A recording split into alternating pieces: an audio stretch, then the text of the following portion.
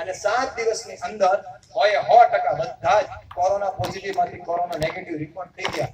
અને Baba Ramdev press conference કરી કે આ દવાનું અમે સંશોધન કાયદેસર વિશ્વ લેવલે માન્યતા ઈ પદ્ધતિ પ્રમાણે કર્યું છે.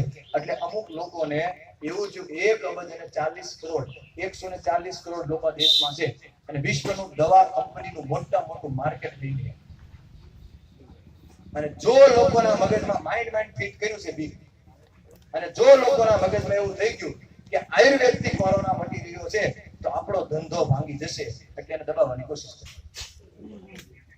અને દબાવવાની એને કોશિશ કરી, પણ બાબા રામદેવ કઈ હારે એવા માણસ નથી. અને ખૂબ પ્રયત્ન કર્યો, સરકારને બધી રજૂઆત કરી, સરકારને બધું બતાવ્યું. એટલે કેન્દ્ર સરકાર એની નોંધ લીધી આયુષ મંત્રાલય અને કીધું કે આ તો બધું પરફેક્ટ છે, તો તમે આને દવા તરીકે વાપરી શકશો કોરોનાના મેનેજમેન્ટમાં. અને એ કોરોના કીટ કરીને પતંજલિ લોન્ચ કરી. દિલ્હીમાં યુપીમાં ખૂબ વપરાણી. શરૂઆતમાં તો ત્યાં કેસ હતા એટલે ત્યાં મળતી જ નહોતી. હવે બધે ધીમે ધીમે મળવાની શરૂઆત થઈ ચૂકી છે. તો તમને પ્રશ્ન આવશે કે કોરોનાની જેની કોઈ દવા નથી અને આ રીતે ગવર્મેન્ટે પણ જેને માન્યતા આપી, બાબા રામદેવે જે દવાનું સંશોધન કર્યું, એવી કઈ વરી નવી દવા છે જે કોરોનાને મટાડી દે? તમે 2 મિનિટ માટે કોરોના ભૂલી જાઓ, તમે નામ ભૂલી જાઓ, થાય હું શરદી ઉધરસ ને કફ. એ દવામાં શું છે? હવે તમને કહું છું. દવા એ દવામાં 3 વસ્તુ છે. પહેલું તુલસી, બીજું લીમડાની ગળો અને ત્રીજું અશ્વગંધા.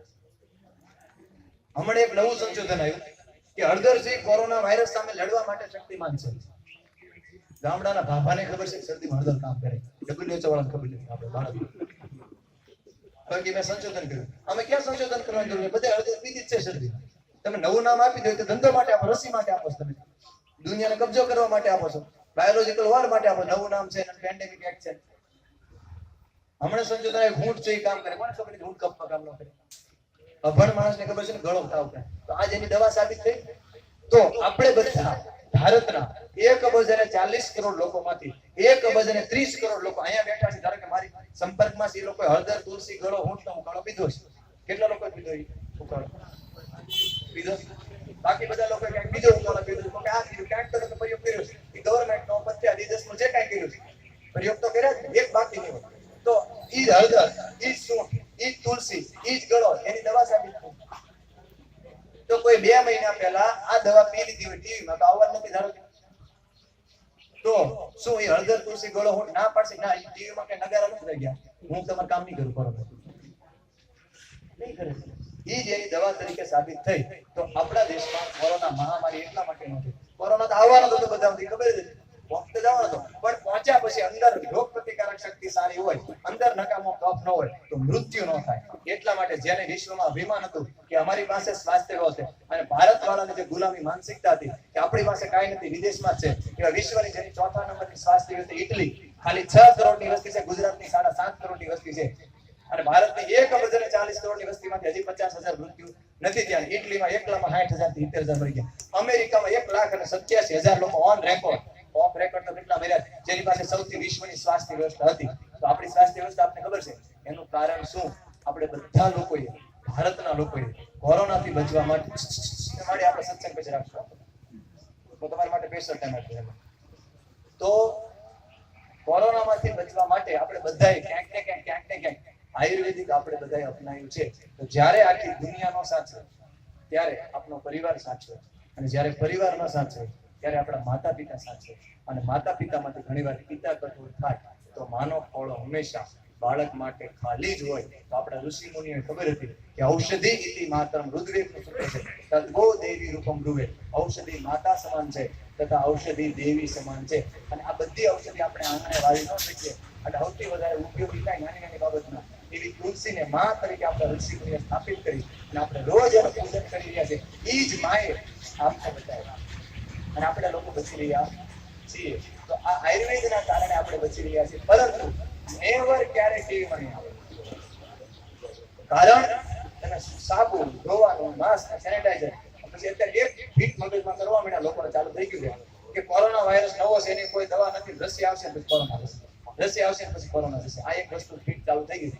કારણ કે જો લોકોમાં વિશ્વાસ બધા લોકોમાં આવી જાય કે આ જ કોરોનાની દવા છે, તો આપણું આખી સિસ્ટમ એની પૂર્ણ થઈ જાય. અને રસીમાં આજનું તમને લેટેસ્ટ ન્યૂઝ તમે ન્યૂઝપેપર ગુજરાત સમાચાર કે કોઈ પણ સમાચાર સંદેશમાં આજે જોઈ લેજો. ઓક્સફર્ડ યુનિવર્સિટીની જે રસી હતી સૌથી આગળમાં આગળ ગણાતી એ રસીનો ટ્રાયલ ચાલુ હતો. વ્યક્તિને ગંભીર થયા એ જાહેર તો નહોતી હું એટલે મરવાની તૈયારી મારી હોય એકને ન આવ્યું કેટલાને આવ્યું પણ કીધું કે એકને સાઈડ ઇફેક્ટ આવી અને વ્યક્તિનું ટ્રાયલ બંધ કરવી પડી. બધી રસી બનાવવામાં જબરદસ્ત સાઈડ ઇફેક્ટ થાય પણ અત્યારે હરીફા એટલા માટે આવો ધંધો પછી મળે એટલે બધા ફટાફટ કરોડો રૂપિયાનું funding થઈ છે અત્યારે. અને હકીકતમાં પીઓમાં કોઈ રસીની આવશ્યકતા હોતી નથી છતાં કરી રહ્યા છે. જો તોય 1,40 કરોડની વસ્તીમાંથી 10 કરોડ લોકોએ રસી મુકાવે 500 રૂપિયા એક રસી એક થી 2 ડોઝ 3 ડોઝ આપે આવક થાય એટલે 50,000 કરોડ રૂપિયાની આવક થાય. ભલે પછી 1,30 કરોડ કાર્યક્રમ પૂરો થઈ ગયો. આપણો ધંધો થઈ ગયો. 1,40 કરોડ માંથી 10 કરોડ લોકો તો મુકાવે ને તમે આવ્યા એટલે તમને ખબર પડી કે આ વસ્તુ રિયલ ફેક્ટ છે, સત્ય છે. બાકી તો 1,40 કરોડ ક્યાં ખબર પડવાની એટલે દેવડાવવાના. નંબર 2 ઉપર બધાના મગજમાં મારા બાળકોને કોરોના થઈ જશે, બાળકોને કોરોના થઈ જશે. આપ જેટલા વડીલોને કોરોના આવી બધા હું બાળકો નથી રમાડ્યા, યુવાનો કોઈની બાજુ નથી જાતા. બાળકોને રમાડે તો બાળકોને કોઈ મૃત્યુ જ નથી થયું. તો આ રિયલ સત્ય છે. તો આપણા દેશ માટે એની આવશ્યકતા નથી. તો આ સત્તા આવ્યા પછી હવે લોકોના મૃત્યુ કેમ થઈ રહ્યા છે આજે તમને સમજાય કે લોકો ડેથ કેમ થઈ રહ્યા છે. ડેથ થવા પાછળનું કારણ એ છે એક તો ડરના કારણે, ખોટા ડરના કારણે, અવાસ્તવિક ડરના કારણે, બીજી વસ્તુ ડ્રગના કારણે, અનવોન્ટેડ ડ્રગના કારણે, અને ત્રીજી વસ્તુ છે ડાયટના કારણે.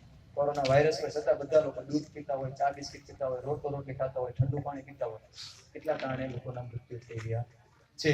તો આ 3 વસ્તુને આપણે બચાવી લે. ધારો કે ઉદાહરણ આપું તમને, ડ્રગના કારણે કઈ કે અત્યારે મોટા ભાગની જગ્યાએ એક્ઝામિનેશન પ્રેડનિસોલોન સ્ટીરોઇડ સીધી ચાલુ કરવામાં આવે અને અત્યારે કેટલા બધા દર્દીઓ આવી ગયા કોરોના થયા પછી હાર્ટ એટેક આવ્યો હોય, કેટલા લોકોને ફેફસા વહી ગયા હોય અને કેટલા લોકોને પછી ડાયાબિટીસ આવી, કેટલા લોકો આવી 3-4 મહિના પછી તમે જોજો કેસ કેટલા આવે જેટલી સારવાર. કારણ કે જેવી ટ્રીટમેન્ટ થાય પહેલું તો સ્ટીરોઇડ થી સ્ટાર્ટિંગ થાય સ્ટીરોઇડ અને બીજી દવા વપરાય રેમડેસિવિર છે. ઓળખીતા હોય પૂછજો કઈ દવા વપરાય એટલે કે પ્રેડનિસોલોન, ડેક્ઝામેથાસોન, રેમડેસિવિર. રેમડેસિવિર કોરોનાની દવા છે એટલે પૂછજો ના પાડશે નથી. રેમડેસિવિર શેની દવા છે? ઈબોલાની દવા છે અને ઈબોલામાં હજી સક્સેસ તો નથી એટલે કોરોના વપરાય છે. નંબર 3 ઉપર બધા પીસીએમ લઈ રહ્યા છે, પેરાસિટામોલ અને એઝિથ્રોમાઇસિન લઈ રહ્યા છે. કોરોનામાં એટલો બધો તાવ આવતો નથી, એક જ તાવ છતાં બધા પીસીએમ ચાલુ રાખે શરીર ઠંડુ રહે એટલે ન્યુમોનિયા ડેવલપ થાય. નંબર 2 ઉપર antibiotic azithromycin. Corona virus infection છે, આપણા શરીરમાં બેક્ટેરિયલ ઇન્ફેક્શન હોય અને આપણે એન્ટીબાયોટિક વાપરીએ તો બેક્ટેરિયા નાશ કરે, શરીરને ઓછો નાશ કરે. પણ આપણા શરીરમાં વાયરસ ઇન્ફેક્શન હોય અને એન્ટીબાયોટિક વાપરીએ તો શરીરને ખતમ કરવાનું કામ કરે. તો આયુર્વેદ સારવાર અત્યારથી ઉદાહરણ આપો. ધારો કે મહર્ષિ બ્રહ્મપ્રકાશ સંસ્થાન છે દિલ્હીમાં, મારા